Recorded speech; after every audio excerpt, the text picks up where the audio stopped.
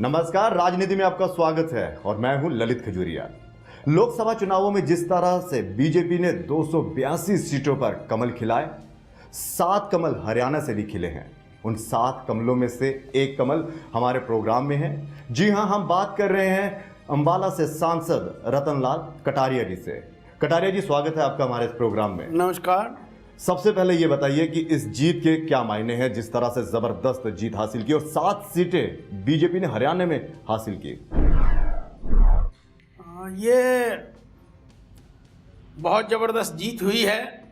भारत माता के लाल जननायक नरेंद्र मोदी जी के नेतृत्व में जो ये महाभारत लड़ा गया और हिंदुस्तान की जनता को हमने कश्मीर से कन्याकुमारी तक, बंबई से गुवाहाटी तक एक स्पष्ट संदेश दिया कि अगर देश की जनता महंगाई से छुटकारा चाहती है जी, विकास चाहती है और भ्रष्टाचार से छुटकारा चाहती है, तो देश के अंदर घोटाले करने वाली इस यूपीए की सरकार को हमें यहां से चलता करना होगा।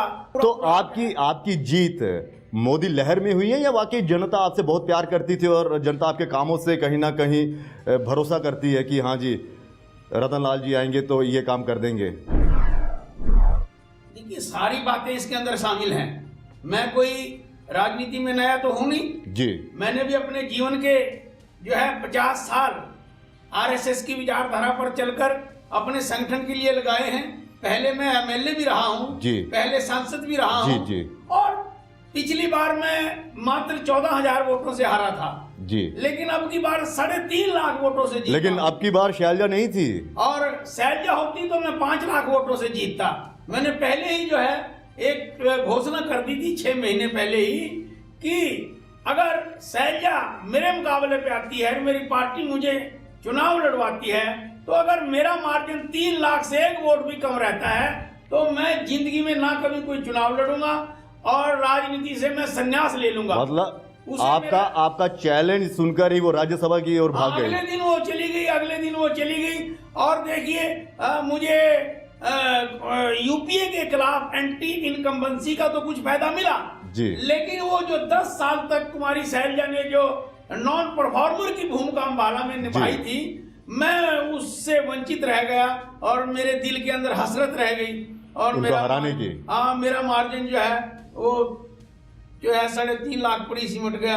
अगर वो होती तो डेफिनेटली 5 से ऊपर जाता।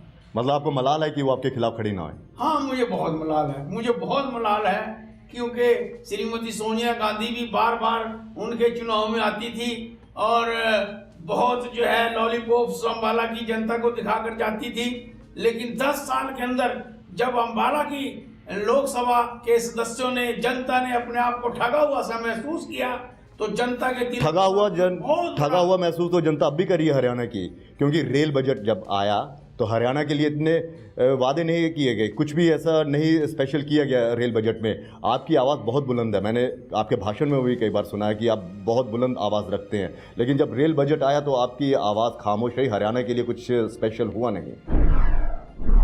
ऐसा नहीं है। मेरी सदानंद गौड़ा जी से मेरी बातचीत हुई है, रेल मंत्री जी से जी। जो भी प्रोजेक्ट पेंडिंग पड़े हैं हरियाणा के, वो सारे के सारे वो जो है क्रियान्वित होंगे जी। सारे देश के अंदर ही कोई बजट नहीं आया है और सरकार ने इस बात का संकल्प लिया है कि बजाय इसके के नए पिटारे खोले जाएं। यूपीए सरकार ने जो झूठे वादे किए थे जी। और कागजों के अंदर ही वो प्रोजेक्ट घूम रहे थे, यथार्थ के अंदर वो नहीं आए थे, उनको पूरा करने का संकल्प जो है इस बजट में जो है लिया गया है। चलिए, आपने कांग्रेस के खिलाफ बहुत कुछ बोला, आपने कहा कि नेता कांग्रेस के भ्रष्टाचारी हैं, लेकिन बीजेपी धीरे धीरे अब कांग्रेसकरण की तरफ बढ़ रही है। कितने नेता तो कांग्रेस के आपकी पार्टी में शामिल हो रहे हैं और कुछ हो भी चुके हैं और कुछ एमपी बन गए और कुछ मिनिस्टर भी बन गए। देखिए, उसके लिए भारतीय जनता पार्टी ने एक स्क्रीनिंग कमेटी बनाई है जी, मैं भी उसका मेंबर हूँ जी। बाकायदा गुण दोष के आधार पर सब चीजों के ऊपर विचार किया जाता है जी। और हरियाणा प्रदेश के अंदर सरकार बनाने के लिए बहुत सी चीजों के ऊपर हम विचार कर रहे हैं। हम ये भी चाह रहे हैं कि जिसको भी टिकट दी जाए वो विचारधारा के प्रति भी समर्पित हो टिकाऊ हो, बिकाऊ ना हो, और जिसके दिले दिमाग में थोड़ा ठंड रहती हो जी, वो सबको साथ लेकर चलने की उसकी प्रवृत्ति हो। तो ऐसी स्थितियों में कई सीटें ऐसी हैं हरियाणा प्रदेश के अंदर जहां पर आज हम सोचते हैं कि वहां पर अगर कोई नया चेहरा हम लाते हैं या आता है तो हम उसको स्वीकार करेंगे। राव इंद्रजीत सिंह कांग्रेसी थे, बीजेपी में शामिल हुए, जीत गए और बकायदा मिनिस्टर बन गए। आप बीजेपी के थे, बीजेपी के हैं, सांसद बने, लेकिन आपको मिनिस्टर नहीं बनाया गया, यानी कि बाहर के चेहरे को ज्यादा तवज्जो दी जा रही है, घर के आदमी को पूछा ही नहीं जा रहा। देखिए, कहीं ना कहीं कोई नाराजगी तो होगी ना। It is the prerogative of the prime minister ji, और प्रधानमंत्री जिसको भी चाहें उसको अपने मंत्रिमंडल में रख सकते हैं। मतलब विचारधारा के साथ आप कॉम्प्रोमाइज कर लेंगे फिर? और ऐसा नहीं है, संगठन के सामने 10 तरह की बातें होती हैं जी। और मैं आपसे ये कहना चाहूंगा जी कि हरियाणा प्रदेश के अंदर कौन सा कार्यकर्ता है और मेरे सिवा जिसको वही तो बात चल रही है, जिसको पार्टी ने 8 बार टिकट दिया हो। मैं वही तो कह रहा हूँ, चुनाव लड़वाया जो पार्टी के इतने पुराने लीडर हैं, बकायदा जीत कर आए हैं, इतना बड़ा मार्जिन लेकर यहाँ पे जीत हासिल की, और उस कैंडिडेट ने आपका नाम सुनकर बाहर से, कुमारी शैलजा बाहर चली गई आपका नाम सुनकर, जैसे आपने चैलेंज किया, फिर उस चेहरे को मंत्रिमंडल में नहीं शामिल किया गया। लेकिन मैं यही कहना चाहूंगा कि संगठन के सामने 10 बातें रहती हैं जी। हो सकता है कि आने वाले विधानसभा के चुनाव को लेकर क्या रणनीति बन रही है, क्या सोच विचार चल रहा है, उन सब चीजों में ये सोच विचार कहीं आपको लगता है तो नहीं है कि सीएम पद के दावेदार हैं आप? नहीं, ऐसा कुछ नहीं, जिस तरह से आपने कहा कि सोच विचार चल रहा है, सोच विचार का इशारा तो आपका यही कहता है। देखिए, मैं कोई सीएम पद का उम्मीदवार नहीं हूं, मैं तो एक गिलहरी की भूमिका अपने संगठन के अंदर निभा रहा हूं, और मुझे तो गर्व है इस बात का जी कि मैं तो एक वंचित समाज से आता हूं जी जी। और जब मैं आज से 50 साल पहले जी आया, और आप लोगों ने सुना भी होगा, आपने टीवी पर भी देखा होगा कि कभी भी मेरी शिखर पर पहुंचने की कभी कोई तमन्ना नहीं रही है। मैं तो एक साधारण परिवार का सदस्य हूं। मेरे पिताजी तो आज भी 86-87 साल की उम्र में जो है अपना ये सादगी आपकी एक कहीं ना कहीं आपको बहुत ऊंची तरफ, वाकई ये सादगी की हम भी कहीं ना कहीं सैल्यूट करते हैं सादगी को। और मैं फिर यही कहना चाहूंगा कि मेरा परिवार विचार से प्रभावित हुआ जी, और आप लगाएंगे कि ये मेरा ख्याल देश के अंदर एक बहुत बड़ा उदाहरण आपको देखने को मिलेगा कि एक परिवार 1942 से चल रहा है जी, लगातार चल रहा है, उसकी 5वीं पीढ़ी जो है आरएसएस के विचार के साथ आज चल रही है, और कोई मायूसी नहीं है। आगे हमारे बच्चे जो हैं वो भी जो है आरएसएस की विचारधारा से जुड़े हैं, क्योंकि हमें बहुत अच्छा लगा कि इस विचारधारा ने हमें कहां से कहां उठाकर लाकर, मैं उसी विचारधारा की तो बात कर रहा हूं कि ये विचारधारा कहीं ना कहीं आपको सीएम पद की तरफ ले जाती है कि नहीं? मैं कभी इस विषय में ऐसा नहीं सोचता। मुझे एक दायित्व मिला है जी, अंबाला लोकसभा की जनता की सेवा करने का। मेरी जीत जो है बहुत सम्मानजनक जीत हुई है, 2nd हाईएस्ट वोट मुझे हरियाणा प्रदेश के अंदर मिले हैं।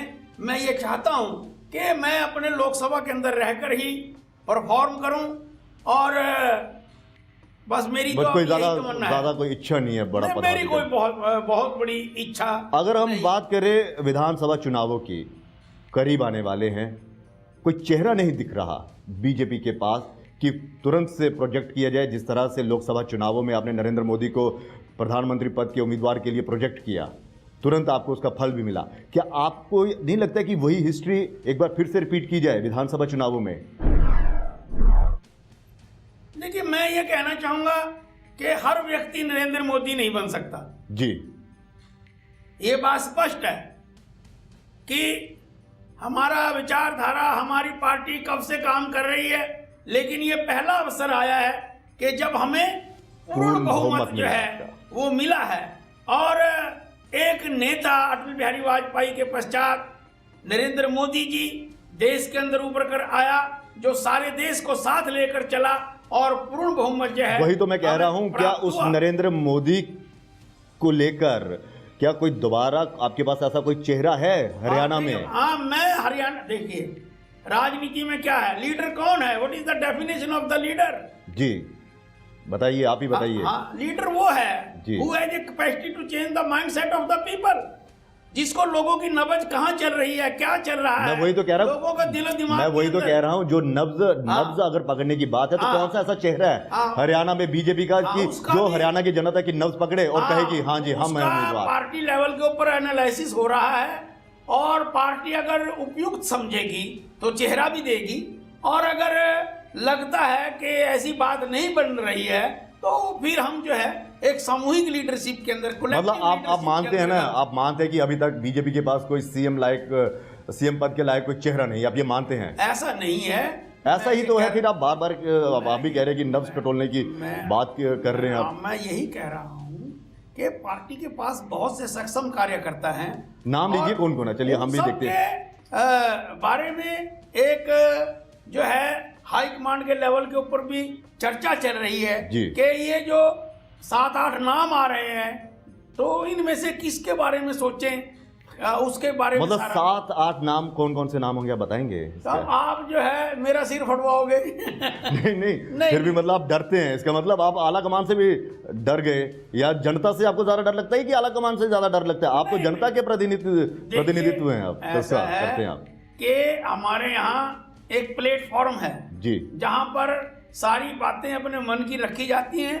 नहीं, फिर भी 7 नाम तो गिनवा दीजिए। देखिए 7 नाम एक ऐसे होंगे, आपकी आला कमान को भी कहीं ना कहीं बहुत सरल होगा उनको उन 7 नामों में से एक नाम चुनना, इजी हो जाएगा ना आला कमान के लिए। वो भी तो कहें रतन लाल जी क्या समझते हैं? कोई मेरे से पूछेगा तो बताऊंगा। पब्लिक, देखिए पब्लिक भी तो जानना चाहती है ना 7 नामों के लिए। मेरे से कोई पूछेगा तो मैं बताऊंगा। चलिए आपके 7 नामों में से एक नाम मैं बताता हूं। हालांकि उन्होंने खुद कैमरे के सामने आके पब्लिक के लिए कहा, उन्होंने कैप्टन अभिमन्यु की मुझे 100 दिन दीजिए। 100 दिन का मतलब नरेंद्र मोदी ने जिस तरह से कहा था कि मुझे 60 महीने दीजिए, उसी की तर्ज पर कैप्टन अभिमन्यु कह रहे कि मुझे 100 दिन दीजिए, मैं इस राज्य की तस्वीर बदल दूंगा। क्या कैप्टन अभिमन्यु सीएम पद के दावेदार हैं? हाँ, वो भी उनमें से एक चेहरा है जिनकी मैं बात कर रहा हूँ जी। हाँ, बहुत मतलब 6 अभी 6 रहते हैं कार्यकर्ता हैं। आप लेते जाओ, मैं कहता जाऊंगा। नहीं, आप हाँ भरते रहिए तो हम लेते रहेंगे ना। रामविलास शर्मा की अध्यक्षता में चुनाव लड़े जाएंगे, क्या वो भी सीएम पद के दावेदार हैं? हाँ, वो भी हैं।